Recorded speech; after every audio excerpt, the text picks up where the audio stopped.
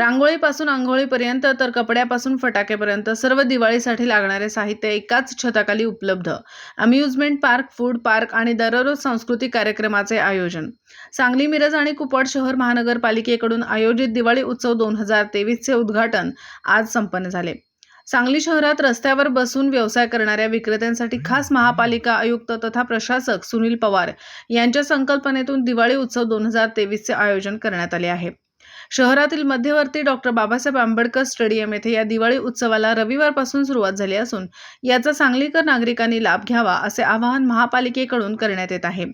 सांगली शहरात होणारी संभाव्य वाहतूक कोंडी आणि सांगलीकरांना एकाच ठिकाणी दिवाळीचे सर्व साहित्य उपलब्ध व्हावे या उद्देशाने महापालिका आयुक्त तथा प्रशासक सुनील पवार यांनी डॉ. बाबासाहेब आंबेडकर स्टेडियम येथे महापालिकेकडून दिवाळी उत्सव आयोजित केला आहे.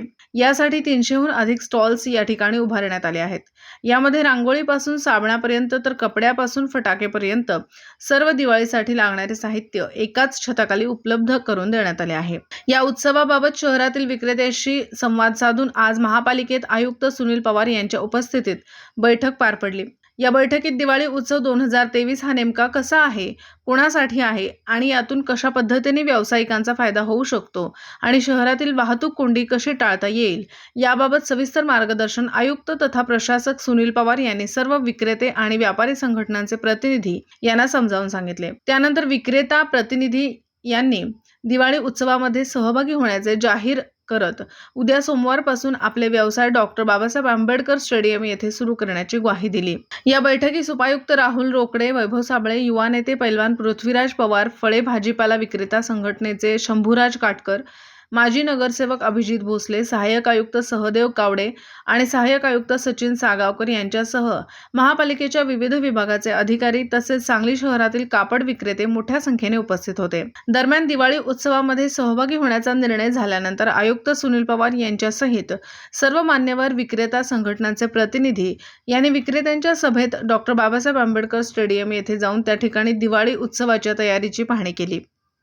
तसेच नोंदणीही सुरू केली. त्यामुळे आता सोमवारपासून महापालिकेचा दिवाळी उत्सव हा डॉ. बाबासाहेब आंबेडकर स्टेडियम येथे सुरू होत असून त्याचे अधिकृत उद्घाटन रविवारी मान्यवरांच्या हस्ते पार पडले. डॉ. आंबेडकर स्टेडियम या ठिकाणी स्टॉल धारकांना सर्व सुविधा देणार असल्याचे त्यांनी यावेळी उपायुक्त श्री साबळे यांनी सांगितले. याचबरोबर या ठिकाणी सायंकाळी सांस्कृतिक कार्यक्रम आयोजित केले जाणार आहेत. यामध्ये मिस सांगली, कराओके, पोवाडे, ऑर्केस्ट्रा, ब्युटी शो, खेळ, पैठणीचा डान्स कार्यक्रम आदी कार्यक्रम दररोज सायंकाळी होणार आहेत. याचबरोबर या ठिकाणी खरेदीसाठी येणाऱ्या नागरिकांसाठी अम्युजमेंट पार्क, फूड स्टॉल, फटाके स्टॉल हेही उपलब्ध असणार आहेत.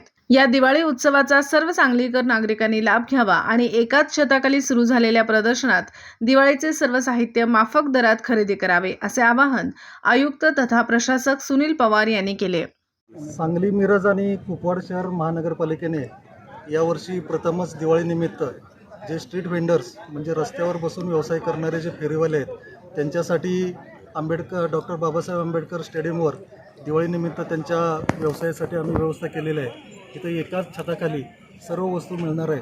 म्हणजे रांगोळीपासून आंघोळीपर्यंत आणि फराळापासून फटाक्यापर्यंत अशा सर्व प्रकारच्या वस्तू या ठिकाणी मिळणार आहेत. कापड व्यापारी पण इथे येणार आहेत. गेल्या 2-3 दिवसापासून आम्ही हे सर्व फेरीवाला संघटने यांच्या प्रतिनिधींशी चर्चा करून आणि सर्व संमतीने हा निर्णय आम्ही इथे घेतलेला आहे. मी शहरवासियांना एकच आवाहन करतो की माफक दरात कमी किमतीत या इथं ठिकाणी आपल्याला वस्तू मिळणार आहेत आणि यासाठी प्रवेश पण मोफत केलेला आहे. फक्त वस्तूच मिळणार नाही तर या ठिकाणी आपण मनोरंजनासाठी अम्युजमेंट पार्कची पण व्यवस्था केलेली आहे. इथे एखादा आपण कराओके कार्यक्रम किंवा असे मनोरंजनाचे कार्यक्रम करण्यासाठी एका स्टेज पण उपलब्ध करून दिलेला आहे. ज्या पुन्हा नागरिकांना इथे येत आहे त्यांना त्यांची कला सादर करण्याची आपण संधी पण तिथे देतो आहे. आणि पुढचा आमचा मानस आहे की इथं मिस सांगली, मिसेस सांगली अशा पद्धतीच्या पण व्यवस्था आपण करणार आहोत. फटाक्याच्या स्टॉलसाठी पण आपण या ठिकाणी व्यवस्था केलेली आहे.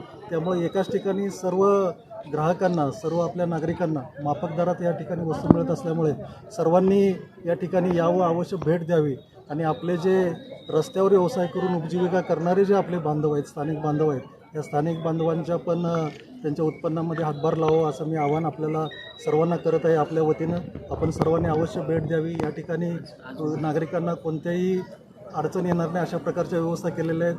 24/7 आपण ॲम्ब्युलन्स पण ठेवतो आहे, पाण्याची व्यवस्था करतो आहे, मोबाईल टॉयलेट ठेवतो आहे, लाईटची व्यवस्था केलेली आहे. त्यामुळे कोणत्याही प्रकारची अडचण येणार नाही या पद्धतीनं आम्ही नियोजन केलेलं आहे. सर्वांनी याचा लाभ घ्यावा. सांगली महापालिका प्रशासन आणि प्रशासक आयुक्त साहेब व त्यांच्या टीमनं एक नवीन पायंडा सांगलीमध्ये घालण्याचा प्रयत्न केलेला आहे की दिवाळी महोत्सव इथं साजरा करायचा. मध्यवर्ती असणाऱ्या आमच्या आंबेडकर स्टेडियममध्ये हा दिवाळी महोत्सव होतो आहे. सुरुवातीला जे रस्त्यावरचे स्ट्रीट वेंडर्स आहेत, किरकोळ विक्रेते आहेत, कापड विक्रेते आहेत, पंती विक्रेते आहेत, फुल आणि उदबत्ती विक्रेते आहेत, रांगोळी विक्रेते आहेत, यांना ही कन्सेप्टच लक्षात येत नव्हती. त्यामुळं गेली 4-5 दिवस फार मोठा गोंधळ आणि प्रशासनाच्या विरोधात वातावरण झालं होतं. पण आज सगळ्यांची समजूत काढून मध्यम मार्ग काढण्यामध्ये एक यशस्वी प्रयत्न झालेला आहे. यामध्ये आता सर्व कापड व्यापारी, सर्व किरकोळ व्यापारी हे ह्या उत्सवामध्ये अगदी उत्साहानं सामील होत आहेत.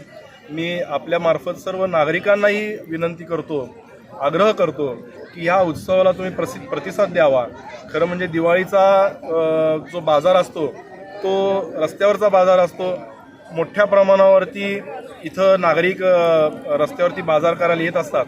तर हा जो कन्सेप्ट आहे हा नागरिकांना एक वेगळा आनंद आणि वेगळा पर्याय देणारा असा हा उत्सव होणार आहे. तर सर्व नागरिकांना आणि विशेषतः ज्यांना काही छोटे मोठे व्यवसाय करायचे आहेत त्यांनीही या उत्सवाचा लाभ घ्यावा असं मी विनंती करतो. व्यापाऱ्यांच्या बाबतीत पार्किंगमध्ये जे व्यापारी बसतात मदनभाऊ संकुलच्या मदनभाऊ पाटील संकुलच्या समोरच्या बाजूला, त्या सर्व व्यापाऱ्यांच्या बाबतीत एक प्रश्न निर्माण झाला की त्या ठिकाणी त्यांनी बसायचं नाही आणि शनिवारच्या बाजाराच्या निमित्तानं सांगली शहरात होत असलेली गर्दी जी जिल्ह्यातून होते तर त्यावेळेला त्या ठिकाणी बऱ्याच अंशी एक संघर्ष निर्माण झाला होता. आणि त्यावेळी काही व्यापाऱ्यांच्या फोन कॉल्समुळे मी तिथे पोचल्यानंतर असं लक्षात आलं की कुठं ना कुठेतरी हा विषय सोडवला पाहिजे. त्यामुळे मी जवळपास काल दिवसभर थांबून संध्याकाळी 8:30 वाजेपर्यंत आज सकाळी 11 वाजल्यापासून या सगळ्या गोष्टींच्या बाबतीतल्या पाठपुराव्यामध्ये माझ्यासोबत शंभूराज काटकर असतील, पृथ्वीराज पवार असतील, या सर्वांच्या माध्यमातून एक आम्ही असा तोडगा काढला की व्यापाऱ्यांनी या ठिकाणी बसावं आणि जर व्यापार होत नसेल तर प्रशासनासुद्धा कुठेही मोठी दांडगावीची भूमिका न घेता बुधवारनंतर त्यांना मूळ जागी जर व्यापार होत नसेल तर परत पाठवावं. आणि ह्यामध्ये कुठेतरी तो सुवर्णमध्ये साधून त्या ठिकाणी व्यापारी पण हित होईल आणि शहराचं हित, या दोन्हीचं सुवर्णमध्ये लक्षात घेऊन या पद्धतीची भूमिका घेतली. खरं म्हणजे वास्तविक प्रशासनानं जी भूमिका घेतलेली होती ती शहरावरती येणारा ताण वाहतुकीचा असेल, गर्दीचा असेल किंवा ओव्हरऑल व्यापारी दृष्टिकोनात येणारा ताण असेल आणि स्ट्रीट वेंडरची हित असेल तर त्या दृष्टिकोनात घेतली भूमिका कदाचित योग्य असेल. परंतु ती ज्या वेळेला डिक्लेअर झाली ती वेळ आणि त्यानंतर मिळणारा व्यापार या दोन्हीचा मध्य साधणं गरजेचं होतं. परंतु आत्ता जो निघालेला पर्याय आहे तो सर्व बाजूनी विचार करून निघाला आहे, ज्यामध्ये व्यापाऱ्याचं हित आहे, महानगरपालिकेचं जे म्हणणं आहे प्रशासन म्हणून त्याही गोष्टी विचारात घेतल्या गेल्यात आणि सोबतच सांगली शहरावरती आणि नागरिकांच्या दृष्टिकोनातून घेतले गेले निर्णय. त्यामुळं सर्वांनाच विनंती असेल की प्रशासन, नागरिक आणि आम्ही प्रतिनिधी म्हणून सर्वजण एका पद्धतीने एकाच चाकावरती शहराचं हित कायम समोर ठेवून काम करूयात. शहराचं हित समोर ठेवून जर काम करत असू तर ती दिवाळी खऱ्या अर्थानं जबाबदारीची दिवाळी असेल आणि अशाच पद्धतीने इथून पुढच्या काळातले सर्वच उत्सव आपण जबाबदारीनं शहराचं हित समोर ठेवून सर्वांचंच हित समोर ठेवून आपण साजरे करूयात. सर्वांना दिवाळीच्या शुभेच्छा. प्रशासन आणि आमच्या विक्रेत्यांच्यामध्ये जो सुप्त संघर्ष चालू होता, वाद होते, विवाद होते, पण संवाद कायम ठेवून आम्ही सातत्यानं महापालिका प्रशासनाबरोबर सांगलीकरातले नागरिक, सांगलीकरातले विक्रेते, सांगलीकरांचे व्यापारी ह्या सगळ्यांच्या दृष्टीने जो सर्वसमावेशक निर्णय घेता येतोय तो आम्ही घेतलेला आहे. आज ही आमची धारणा, आज आम्ही आमच्या व्यापाऱ्यांचे प्रश्न आज प्रशासनासमोर मांडले. गेली अनेक वर्षाची चालत आलेली सांगली शहराची व्यापाराची परंपरा आहे. मग तो शेतकरी फुल घेऊन येणारा असू दे, सर्वसामान्य भाजी विक्रेता, या काळात भाजी जास्त विकली जात नाही, तो फुलं विकणारा असू दे, उटणं विकणारा असू दे, पणती विकणारा असू दे अथवा कपडे विकणारा असू दे, या सर्वांच्या हाताला काम, कुठून तरी गाठीला गाठ मारलेले पैसे भांडवल लावून कर्जाच्या रूपानं, बचत गटातल्या कर्जाच्या रूपानं, खाजगी मदतनीसांच्या रूपानं जे पैसे उभे करून ह्या लोकांनी व्यवसाय टाकलेला आहे त्यांच्यावर कुठल्या अडचणी येऊ नयेत यासाठीचा आमचा प्रयत्न होता. Maruti road, main road, Balaji चौकातला हा विषय जवळजवळ संपवला. मात्र पार्किंगच्या व्यापाऱ्यांचा आणि स्टेशन रोडला बसणाऱ्या फुटपाथवरच्या 75 व्यापाऱ्यांचा, अशा 275 व्यापाऱ्यांचा प्रश्न होता आणि यावर बऱ्याच लोकांची, सांगली मिरजेतल्या लोकांची उपजीविका चालते. ह्या प्रश्नासाठी आम्ही सातत्यानं प्रशासनाबरोबर चर्चेत होतो. प्रशासनानं सुद्धा काही गोष्टी 2 पावलं मागं टाकून 4 पावलं पुढे येण्याची जी भूमिका घेतली त्याबद्दल आम्ही त्या भूमिकेचं स्वागत करतोय. प्रशासनाला आमची सध्या हे आज ना उद्या हे करावं लागणार आहे. शहराची वाढ, शहरातले रस्ते, लोकसंख्येची वाढ ह्या सगळ्याचा विचार करून ह्या गोष्टी कराव्या लागणार आहेत. मात्र टप्प्याटप्प्याने ह्या गोष्टी या एकत्रित फेस्टिवल करावा ह्या पद्धतीच्या आम्ही मांडलेल्या आहेत आणि प्रशासनाला आमची साथ आहे. लोकांनाही आवाहन आहे, इथं लोकांच्याकडे यावं, लोकांनी इथं खरेदी करावं. सामान्य कुटुंबातली पोरं उभा राहत आहेत, नवीन नवीन तरुण पिढी चोऱ्या मारायच्या मागं न लागता स्वतःच्या व्यवसायात उभी राहत आहेत. ह्या सगळ्यांना आपण आश्वस्त करावं आणि व्यवसाय द्यावा. सर्वांना दिवाळीच्या शुभेच्छा.